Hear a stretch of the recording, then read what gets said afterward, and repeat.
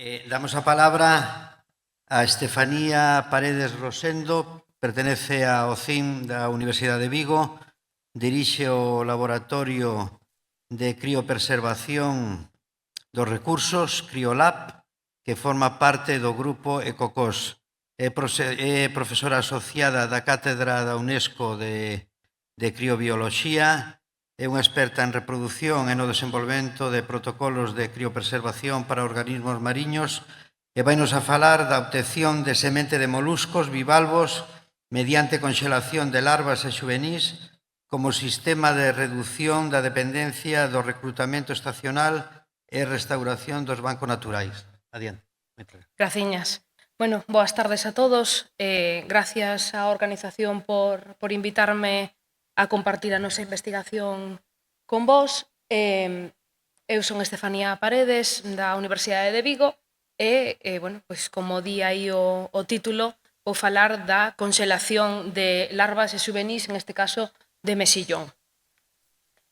Non fai falta que vos explique nada de todo isto, porque levamos toda a mañán falando do tema, pero sí que quería resaltalo porque esta é a razón pola cal nos empezamos a traballar con mexillón, a pesar de que no momento no que comenzamos a investigar en mexillón non había unha necesidade ou unha preocupación moi candente sobre a disponibilidade de mexilla, vale? Que iso é algo pois máis razonablemente máis recente, pero sí que nos daba un pouco de mágoa non estar desenvolvendo estes protocolos e non ter un protocolo desenvolto e activo e útil para a especie estrela non de Galicia.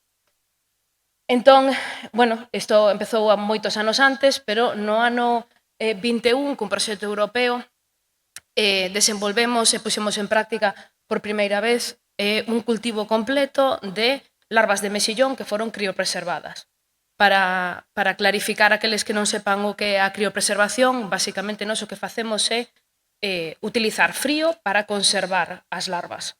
Vale? Entonces, utilizamos temperaturas crioxénicas, almacenamos as larvas en nitróxeno líquido e están vivas, pero dormidas, disponibles para ser desconxeladas e reactivar e utilizar para cando nos desexemos utilizalas.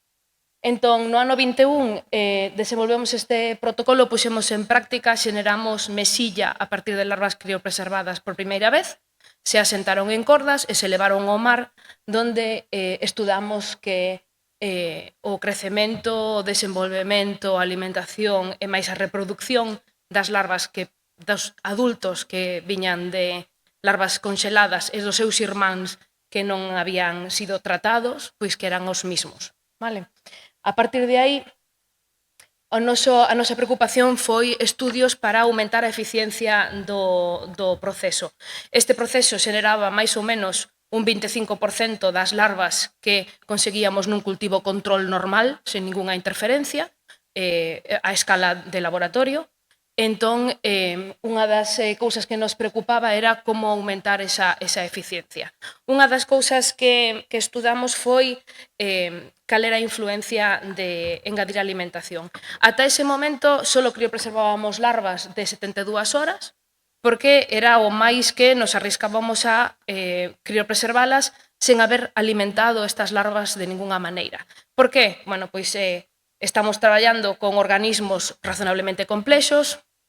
Dende a criobioloxía tiñamos entendido que engadir alimentación significaba que esos organismos os íbamos conxelar co estómago cheo e que iso iba a ser un risco, unha fonte de formación de xeo dentro da larva hacia fora e que iba a destruir os tecidos. Entonces, pois, non se alimentaban antes da criopreservación. Entonces, nós o que demostramos dentro do Plan de Ciencias Mariñas é que iso non é así. De feito, o efecto é o contrario.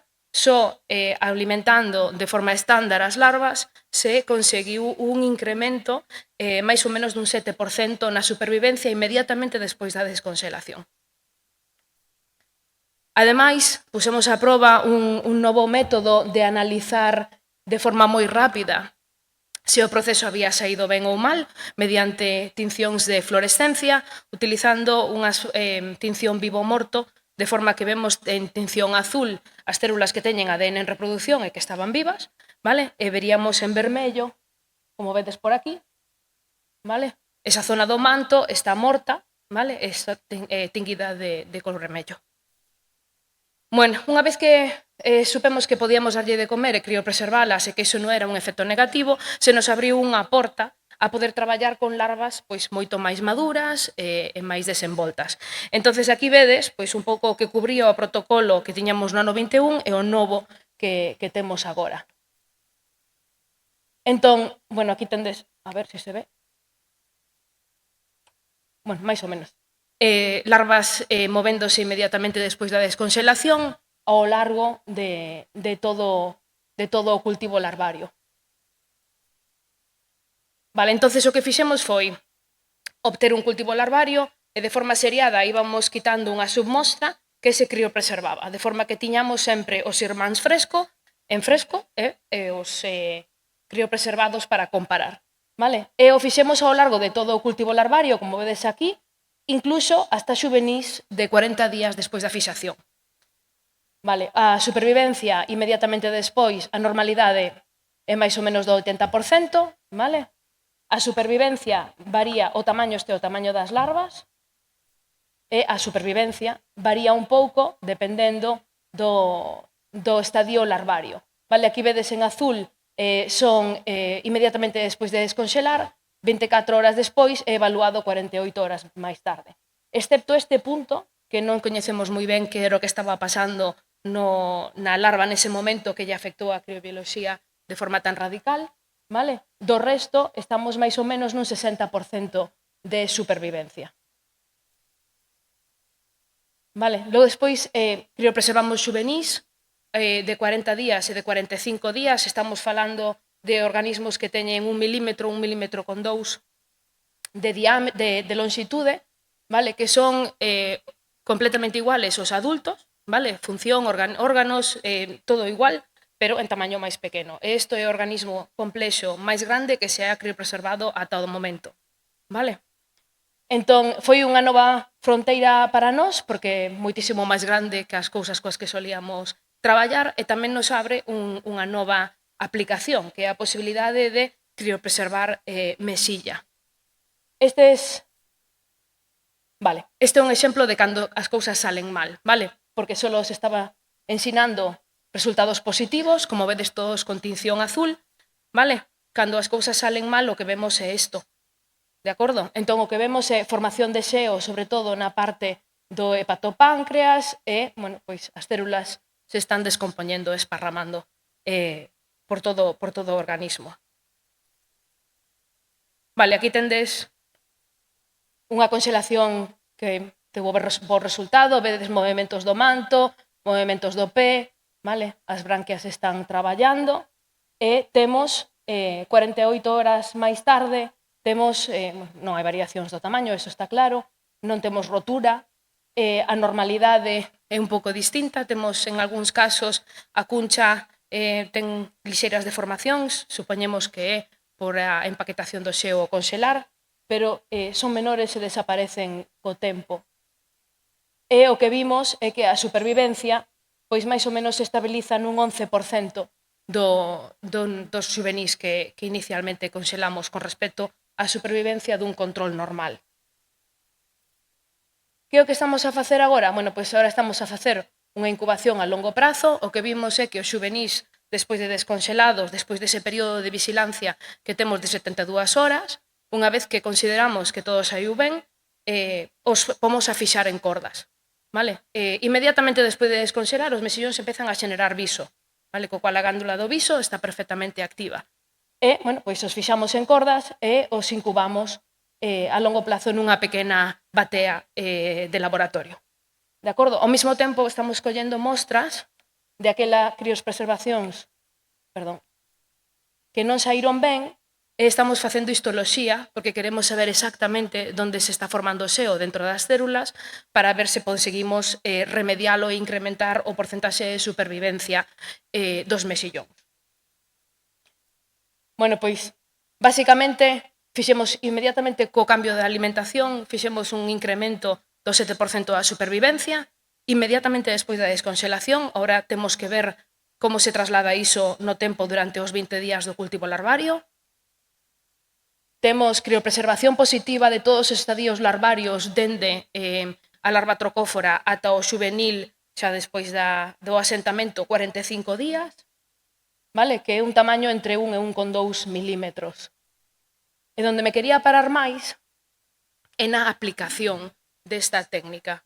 Vale? Entonces, unha das aplicacións de criopreservar larvas de mexillón ou de calquer outro molusco, vale? É a reducción da dependencia do reclutamento natural, que ademais é estacional.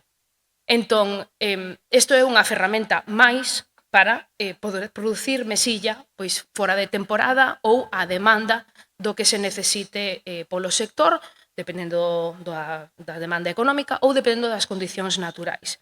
Nesta liña, o CIMA, a Consellería do Mar, o CIMA máis a Universidade de Vigo, temos un proxecto que comezou hai pouco, no que estamos primeiro estamos a traspasar os coñecementos de como utilizar a técnica para que o podan facer no CIMA, e, ademais, o que queremos é escalar a técnica para que sea de utilidade a escala de minicriadeiro. Despois, dentro do programa de Ciencias Mariñas, o que fixemos é empezar a transferir esta tecnoloxía cara á criopreservación de almeixa. En este caso, traballamos con babosa, e este ano fixemos por primeira vez o cultivo completo de larvas criopreservadas de ameixa babosa e xeneramos semente por primeira vez. Vale? Entonces, de momento, o rendemento da técnica é moi baixo, pero agora pois estamos a traballar en conseguir que sea rentable. Se pode utilizar pois para a restauración de bancos naturais. Isto sería especialmente de interés pois, no caso seguinte, coa conservación de familias que teñen unha característica xenética de interés. Poño dous exemplos en xerai e despois podemos discutir se queredes, pero, por exemplo, en Nova Zelanda están creando liñas de mexillón que crecen máis rápido. Vale? Neste caso é o mexillón verde de Nova Zelanda, o Perna canaliculus, vale? Pero tamén temos, por exemplo, ostras que son de forma natural resistentes ao herpes virus.